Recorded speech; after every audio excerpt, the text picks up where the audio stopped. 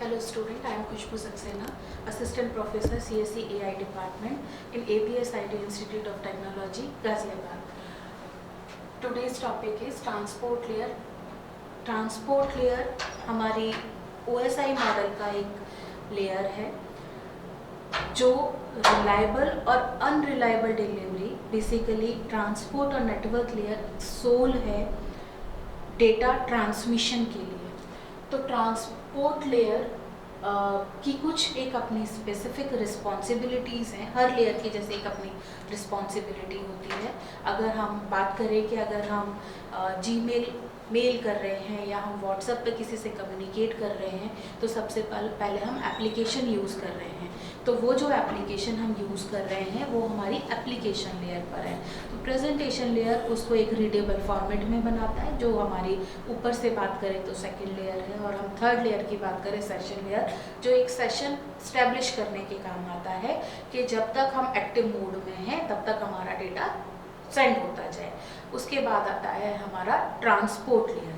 तो ये जो हमारा ट्रांसपोर्ट लेयर होता है ये हमेशा पोर्ट टू पोर्ट या एंड टू एंड डिलीवरी की बात करता है। पोर्ट टू पोर्ट और एंड टू एंड डिलीवरी क्या है, इस डायग्राम से हम बहुत इजीली समझ सकते हैं। हमारा दो नेटवर्क है, ये मान लीजिए यहाँ पर कुछ कंप्यूटर्स जो कनेक्टेड थे वो एक टोपोलॉजी के थ्रू आपस में कनेक्टेड है। हम लैब की बात करें तो लैब में जो है कुछ सिस्टम आपस में कनेक्टेड है। मान लीजिए ये हम अपने कॉलेज के बारे में बात कर रहे हैं, APS IT। इसको कुछ डेटा सेंड करना था रिसीवर को। रिसीवर मान लीजिए हमारा AKTU यूनिवर्सिटी है, यहाँ पर हमारा डेटा सेंड करना था। और A1 डिवाइस से मैं डेटा सेंड कर रही हूँ लेट्स से B1 डिवाइस पर। तो ट्रांसपोर्ट लेयर की रिस्पॉन्सिबिलिटी इतनी है कि वो A1 से B1 पर डेटा सेंड करे, है ना।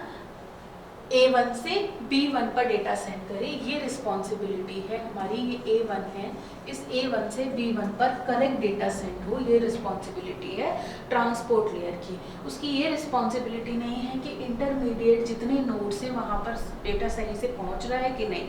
वो रिस्पॉन्सिबल है A1 से B1 डिलीवरी पे, जिसको हम बोलते हैं पोर्ट टू पोर्ट या एंड टू एंड डिलीवरी। अब एंड टू एंड तो ये हो गया। पोर्ट टू पोर्ट से मतलब क्या है, पोर्ट का यहाँ पर क्या मतलब है, दोनों ही चीज़ें सेम है। पोर्ट का मतलब ये है कि हम अगर अपने मोबाइल फ़ोन से या हम अपने लैपटॉप से कहीं डेटा सेंड करते हैं तो हमारे मोबाइल फ़ोन पर भी या लैपटॉप पर मल्टीपल एप्लीकेशंस रन करती हैं। सिमिलरली जो हमारा रिसीवर है उसके कंप्यूटर पर भी या लैपटॉप मोबाइल पर भी मल्टीपल एप्लीकेशंस रन हैं। तो ट्रांसपोर्ट लेयर क्या करता है कि जीमेल अगर मैं कर रही हूँ अपने लैपटॉप से तो रिसीवर एंड पर जो B1 है उस B1 पर भी उसके ही मेल पर ही डेटा रिसीव होना चाहिए, ना कि उसके व्हाट्सएप पर डेटा सेंड हो जाए। तो ये गारंटी कौन लेता है, ट्रांसपोर्ट लेयर लेती है, जो कि पोर्ट नंबर पे काम करते हैं। क्योंकि मल्टीपल एप्लीकेशन है तो हर एप्लीकेशन का एक पोर्ट नंबर होता है। जैसे कि SMTP की हम बात करें, सिंपल मेल ट्रांसफर प्रोटोकॉल, इसका पोर्ट नंबर होता है 25। सिमिलरली जब हम हाइपर टेक्स्ट ट्रांसफर प्रोटोकॉल की बात करते हैं, जो आपने यूजुअली देखा होगा जब भी हम वेब ब्राउज़र ओपन करते हैं तो HTTP लिखा आता है, तो उसका पोर्ट नंबर होता है 80। और सिक्योरिटी के लिए जब आप इंटरनेट बैंकिंग करते हैं या आप रिजर्वेशन कराते हैं, वहाँ पर आपने देखा होगा वहाँ पर लिखा आता है, या आप पेमेंट गेटवे यूज़ करते हैं तो HTTPS लिखा आता है। S का मतलब है सिक्योर, तो इसका पोर्ट नंबर होता है 81। कहने का मतलब ये है कि जितनी एप्लीकेशंस हैं, जितना भी हम यूज़ कर रहे हैं, हर एप्लीकेशन का एक पोर्ट नंबर होता है। उस पोर्ट नंबर के बेसिस पर ही डिलीवरी रिसीवर पर सेंड होती है। कि SMTP मतलब मेरे पोर्ट नंबर, मैंने मेल ओपन किया है पोर्ट नंबर 25 से, सिमिलरली जो रिसीवर एंड पे 25 पोर्ट नंबर है उस पर ही डेटा जाना चाहिए यूजिंग IP एड्रेस और MAC एड्रेस। नेक्स्ट प्रॉपर्टी है रिलायबिलिटी। यहाँ पर हम रिलायबल कनेक्शन की बात करते हैं। ये रिलायबिलिटी हमारी आती है TCP की वजह से, ट्रांसमिशन कंट्रोल प्रोटोकॉल। वैसे तो ट्रांसपोर्ट लेयर पर दो प्रोटोकॉल होते हैं, TCP and UDP, user datagram protocol और ट्रांसमिशन कंट्रोल प्रोटोकॉल। लेकिन जो हम रिलायबिलिटी की बात कर रहे हैं वो TCP ट्रांसमिशन कंट्रोल प्रोटोकॉल की वजह से आती है।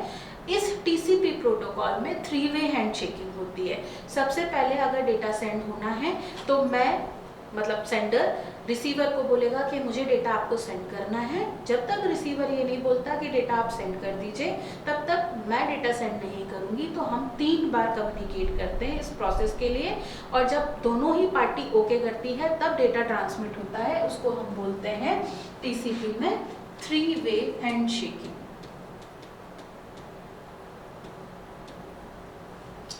नेक्स्ट प्रॉपर्टी हमारी ट्रांसपोर्ट लेयर की है एरर कंट्रोल।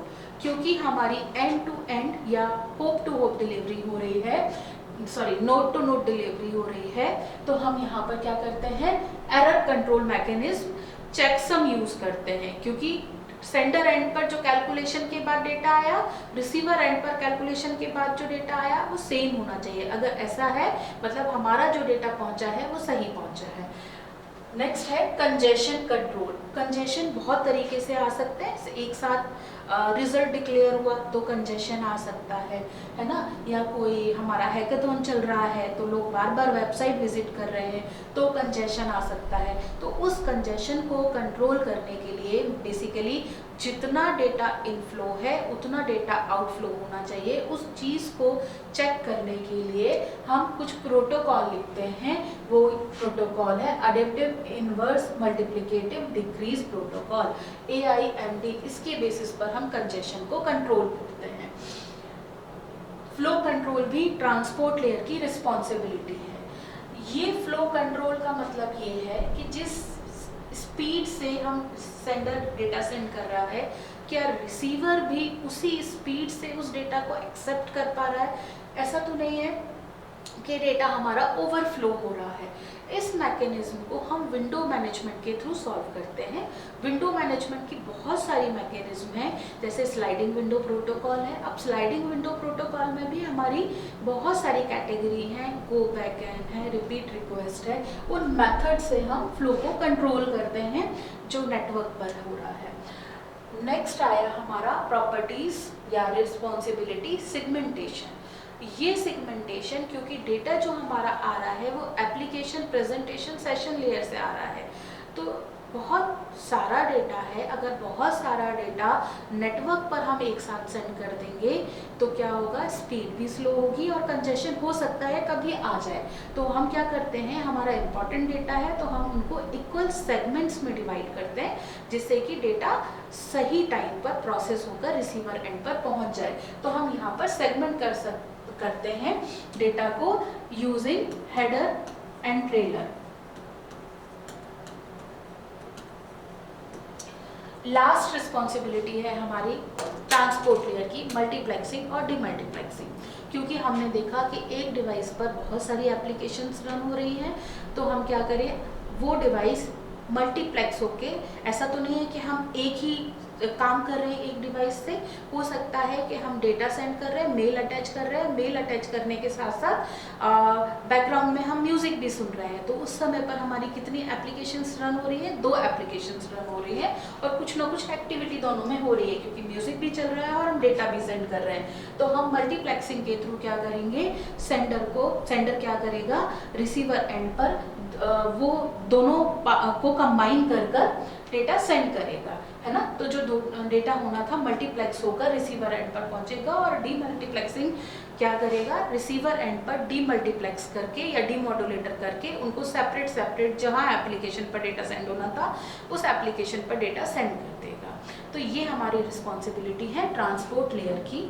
इस ट्रांसपोर्ट लेयर में हम 2 चीज़ों का याद रखेंगे कि ये ट्रांसपोर्ट लेयर जो होता है वो हमारा एंड टू एंड डिलीवरी के काम आता है। सेगमेंटेशन हम करते हैं, रिलायबल कनेक्शन के लिए यूज़ होता है, और बाकी जो इम्पोर्टेंट फीचर्स हैं जैसे फ्लो कंट्रोल है, कंजेशन कंट्रोल है, मल्टीप्लेक्सिंग है, सेगमेंटेशन है, ये सारे तो हमारी इसकी रिस्पॉन्सिबिलिटी है। बट मेजर रिस्पॉन्सिबिलिटी जो हमारी आती है, सबसे पहला इम्पॉर्टेंट है रिलायबिलिटी। अगर हमारे पास रिलायबिलिटी है तभी हम डेटा को सिक्योरली सेंड कर पा रहे हैं। अगर हमारा रिलायबल नहीं है कनेक्शन तो हमें कम्युनिकेशन में प्रॉब्लम हो सकती है। That's it, thank you so much.